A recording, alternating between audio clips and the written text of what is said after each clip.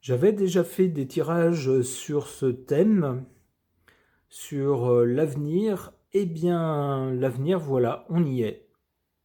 On en a rêvé ou on en a cauchemardé. Eh bien, ils l'ont fait. Ils ont fait quoi?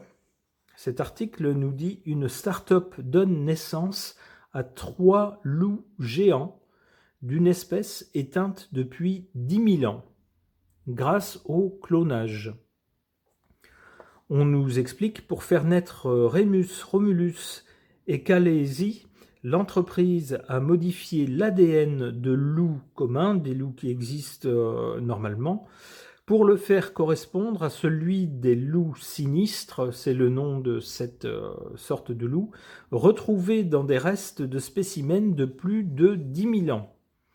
On nous dit Jurassic Park est devenu une réalité. La start-up américaine Colossal Bioscience a utilisé de l'ADN d'une espèce éteinte pour ressusciter non pas des dinosaures, mais des loups sinistres. Plus précisément, l'entreprise a donné naissance à 3 spécimens, Remus et Romulus, des mâles âgés de 6 mois, et Calesi, une femelle de 3 mois. On nous explique ensuite que le loup sinistre est un loup géant qui peut atteindre 1,50 m de long. Eh bien, c'est une espèce éteinte depuis plus de 10 000 ans. Il ne vous est pourtant pas étranger si vous avez regardé Game of Thrones. C'est le symbole et compagnon de la famille Stark. Pour faire revenir à la vie ces animaux disparus, les scientifiques de Colossal Bioscience ont utilisé des restes de spécimens découverts aux États-Unis. Une dent âgée de 13 000 ans découverte dans l'Ohio et un os de 72 000 ans trouvé dans l'Idaho ont été prêtés par des musées qui les possèdent. Donc on nous dit que la start-up a déchiffré le génome de l'animal à partir de ces restes, puis a réécrit le code génétique du loup gris commun pour le faire correspondre à celui du loup sinistre. Seulement 20 modifications sur 14 gènes du loup commun ont été nécessaires pour arriver au génome de l'espèce éteinte. Alors on nous dit que les loups sinistres ne sont pas le seul projet pour cette start-up qui a été créée en 2021. Elle travaille depuis ses débuts à ressusciter le mammouth laineux.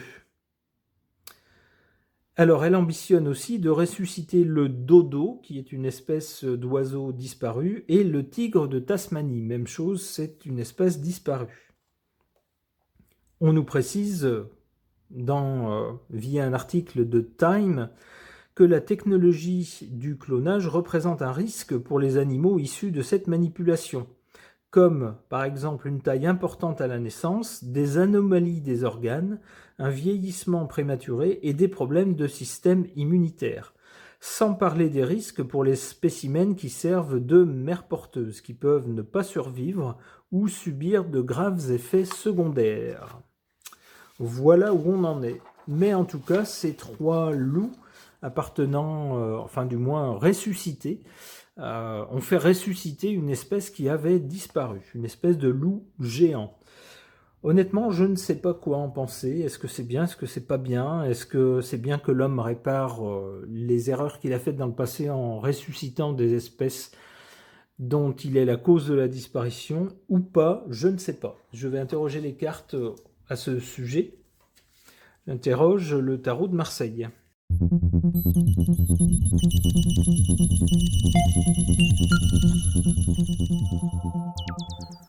Que suggèrent ces cartes au sujet de cette résurrection? On a d'abord ici du côté de l'origine ou du passé récent le battleur. Alors le battleur, ça correspond bien à quelqu'un qui tente des choses, qui expérimente des choses, et en particulier des choses inédites. On tente des choses nouvelles avec le battleur. C'est bien ce qui a été tenté avec ce traficotage d'ADN afin de recréer l'ADN d'une espèce disparue et de faire revivre cette espèce. En carte centrale, on a l'empereur. L'empereur est souverain sur son terrain. On peut dire que pour cette entreprise, c'est une sacrée réussite. La preuve, on en a un article jusqu'ici alors que ça se passe sur un autre continent.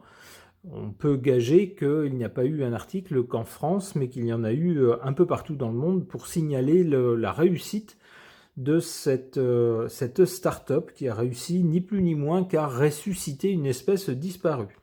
Donc dans son domaine, là maintenant, cette entreprise va certainement être sollicitée et puis être prise en référence avec l'empereur.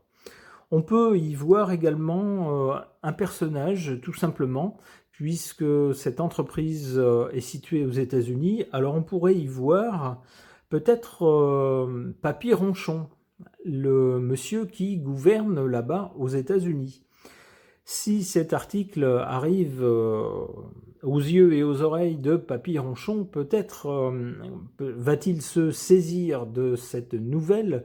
On le sait, très prompt à s'enflammer pour une cause, une autre, à soutenir les uns, à mettre des bâtons dans les roues aux autres, aux grandes dames de ses partenaires internationaux. Eh bien, si cette nouvelle enthousiasme Papy Ronchon, peut-être exprimera-t-il publiquement son soutien à cette entreprise, ce qui ne fera qu'accroître son rayonnement.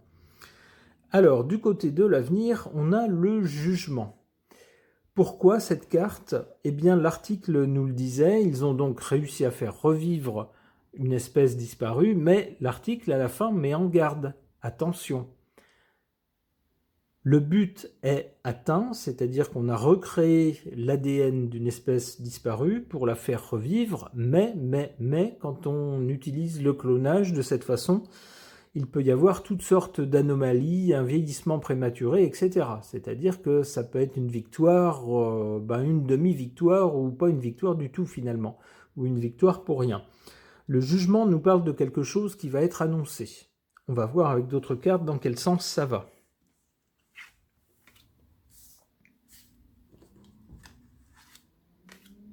Ça pourrait être aussi l'annonce d'autres projets, comme nous disait l'article, puisque celui-ci a réussi, ça y est, l'entreprise se dit maintenant on ne va pas s'arrêter en si bon chemin, il y a d'autres espèces disparues, ils ont bien l'intention de tenter de les faire revivre.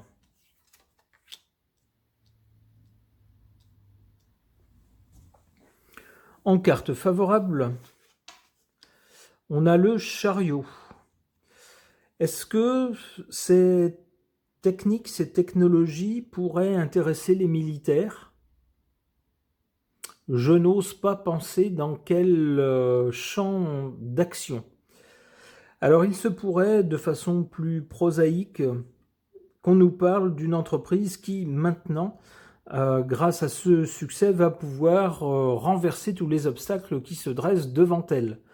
Forte de son succès, elle va acquérir un rayonnement, un respect bien sûr, qui va sans doute lui permettre d'avancer maintenant beaucoup plus vite dans ses autres projets. On peut comprendre cette carte comme ça. En carte défavorable, la roue de fortune. Il se pourrait bien que des choses changent et qui soient défavorables à cette société, ou en tout cas à son activité phare. Pourquoi? Eh bien peut-être qu'avec cette résurrection, on va se demander, dans le pays où se trouve cette start-up, peut-être va-t-on se dire « Oh là là, attention, on ouvre la boîte de Pandore, on trafique l'ADN pour faire revivre pour l'instant des espèces disparues, mais qu'est-ce qui empêche de créer n'importe quoi, n'importe quel genre de monstre, et puis de faire des trucs complètement incontrôlables ».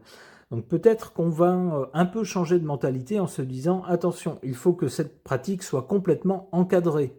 Par exemple, obtienne une autorisation gouvernementale ou mettre sur pied une sorte de conseil des sages qui examinera chaque tentative, chaque demande de tentative afin de déterminer si c'est quelque chose qu'on peut autoriser ou pas, en notre âme et conscience. Bref, les choses risquent de changer, l'environnement risque de changer pour cette entreprise et ça risque de jouer en sa défaveur.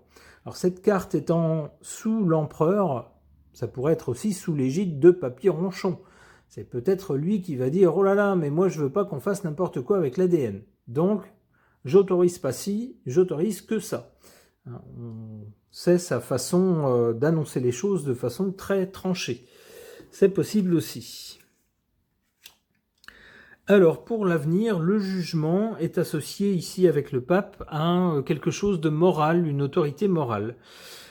Alors, ça revient à ce que je viens de suggérer, ce que suggérait d'ailleurs cette carte. Probablement, dans l'avenir, on va se dire, bon, alors maintenant, ok, on voit que la technologie existe et fonctionne pour faire revivre tout ce qu'on veut faire revivre, hein, à la limite des dinosaures ou n'importe quoi.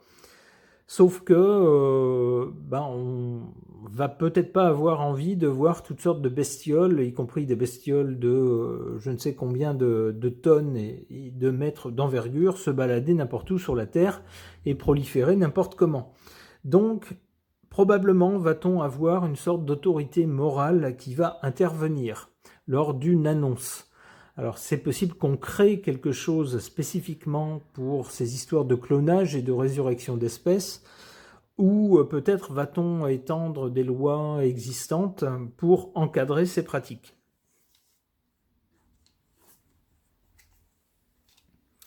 Avec l'impératrice, voilà, il est possible que par la suite, on mette en place tout un système pour les entreprises qui voudraient se livrer à ce genre de choses. On met en place un système, avec un système sans doute où il faudra demander une autorisation, bien décrire ce qu'on veut faire, avec les limites qu'on apportera aux travaux qu'on fait. C'est sans doute des échanges avec des organismes spécifiques qui donneront ou pas leur accord pour ce genre de création ou de résurrection. Ok. Concernant la résurrection d'une espèce éteinte il y a plus de 10 000 ans par une start-up américaine qui a ressuscité l'espèce des loups géants, j'interroge cet oracle franc-jeu.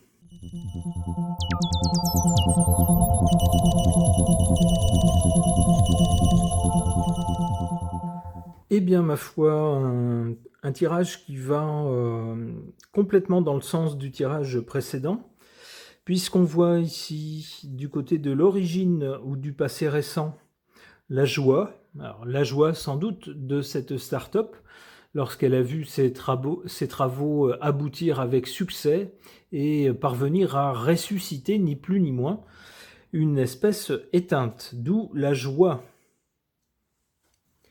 Pour le présent, on a cette carte alors qui nous montre non pas un loup, mais quelque chose d'assez proche. On y voit aussi ici une tête de lion. Donc une belle allusion des cartes à cette espèce qui a été ressuscitée.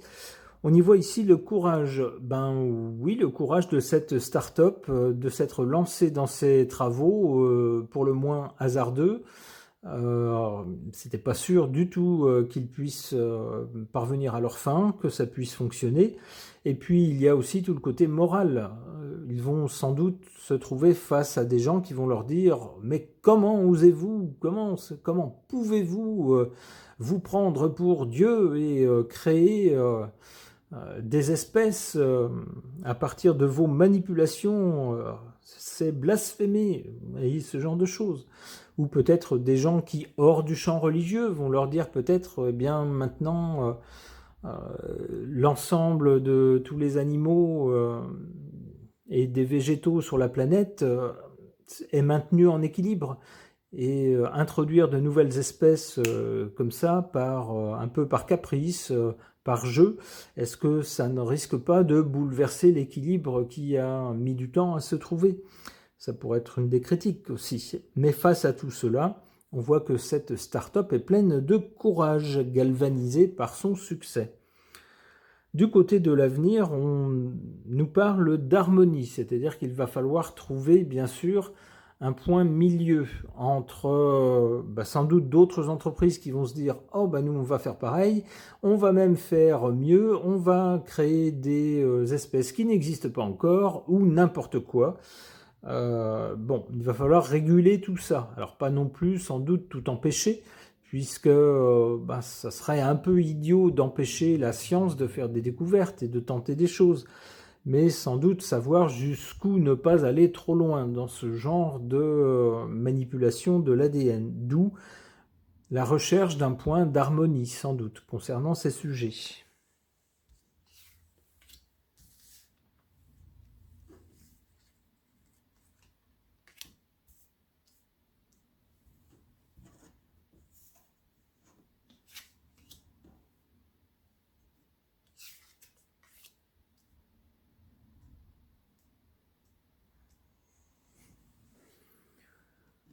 En carte défavorable ou faible, la gratitude. Alors c'est ce que je vous disais à l'instant, cette entreprise, cette start-up vient d'accomplir quelque chose d'extraordinaire, ressusciter une espèce disparue. Donc on peut être ébahi par cette prouesse. Eh bien peut-être que cette start-up ne va pas recevoir tant de gratitude que ça. Peut-être que beaucoup vont y voir un danger et vont la considérer comme dangereuse, voire inconsciente, de faire n'importe quoi avec les génomes et puis de recréer cette espèce-là aujourd'hui, mais demain déjà. On sait, on a vu dans l'article que cette société compte ressusciter d'autres espèces. Et qui sait après ça? Pourquoi pas autre chose? Pourquoi pas inventer? Donc peut-être pas trop de gratitude, mais peut-être de la méfiance ou de l'inquiétude face à ce que ce genre d'entreprise peut faire. Alors, en carte forte ou favorable, on a cette carte de l'équilibre. Il est bien question, comme avec l'harmonie ici, de trouver un équilibre, c'est-à-dire de poser des limites, de dire la technologie existe, vous venez de nous le prouver, mais vous ne pourrez pas faire n'importe quoi non plus. Il faut trouver un certain équilibre. Alors, on voit, pour symboliser l'équilibre sur cette carte, les plateaux d'une balance qui nous font penser à la justice et donc aux lois. On peut penser que aux États-Unis, et peut-être ailleurs également, on ne va pas tarder à s'intéresser au sujet en se disant « dépêchons-nous de pondre des lois qui définissent un cadre légal pour ce genre de travaux, sinon on risque de se retrouver avec des monstres en liberté dans la nature ».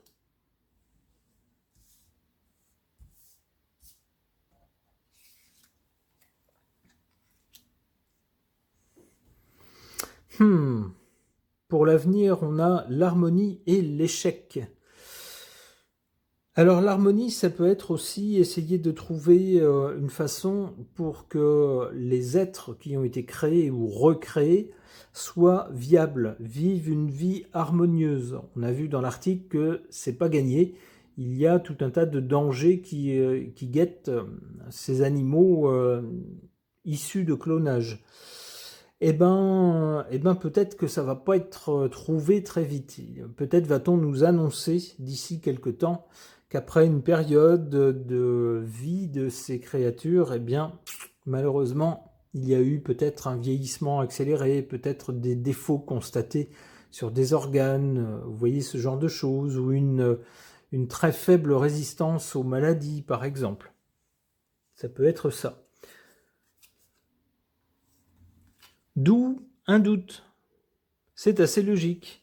Dans ce cas-là, à quoi ça sert de s'amuser à ressusciter des espèces si de toute façon les créatures qui apparaissent ou qui naissent ne sont pas viables ou alors sont vouées à souffrir puis à mourir très vite parce que elles sont artificielles et elles n'ont pas la résistance, la tenue de créatures qui seraient nées naturellement.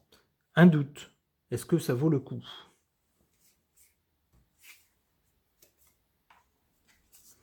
Des opportunités. Haha. Alors si ça vaut pas le coup dans l'absolu, c'est-à-dire vraiment recréer une espèce disparue sur toute la planète, il y aura peut-être néanmoins des opportunités avec cette technologie. Alors quelqu'un m'en avait déjà parlé auparavant. On a déjà des personnes très très fortunées qui aimaient tellement leur petit chien par exemple et sont tellement inconsolables quand ce dernier meurt, que ces personnes, eh ben, avant la mort de leur animal, ont fait prélever des cellules de façon à pouvoir le cloner et le faire revivre. Alors indéfiniment, je ne sais pas, puisqu'on tendrait à nous dire que l'ADN s'abîme, ou du moins que les espèces clonées sont beaucoup plus fragiles, mais en tout cas, financièrement, on peut parier que des gens seront prêts à payer très cher pour cela, puisque c'est déjà le cas. Donc ici, ressusciter certaines espèces, eh bien, peut-être que des personnes immensément riches contacteront de façon privée ce genre d'entreprise pour faire des choses de cet ordre-là. Vous voyez, c'est ce que je vois avec des opportunités. Les entreprises se disant, bah, après tout, nous, la morale, on s'en fout, ce qui nous intéresse, c'est le pognon. Vous voyez. Et alors, haha, réussite. C'est-à-dire que dans ce cas-là, alors si on a eu l'échec ici pour peut-être faire revivre des espèces entières sur le long terme, on aura peut-être d'autres opportunités pour satisfaire les appétits de certaines fortunes privées. Et là, c'est possible que ça devienne un marché juteux. Ok, eh bien on n'arrête pas le progrès, espérons simplement que l'argent n'effacera pas la morale et qu'on ne fera pas des créations artificielles d'animaux qui souffriront avant de mourir. Ce serait un peu dommage. Je ne suis pas sûr que la vie soit faite pour ça, même si on aime beaucoup l'argent. Ce tirage est maintenant terminé, merci de l'avoir suivi.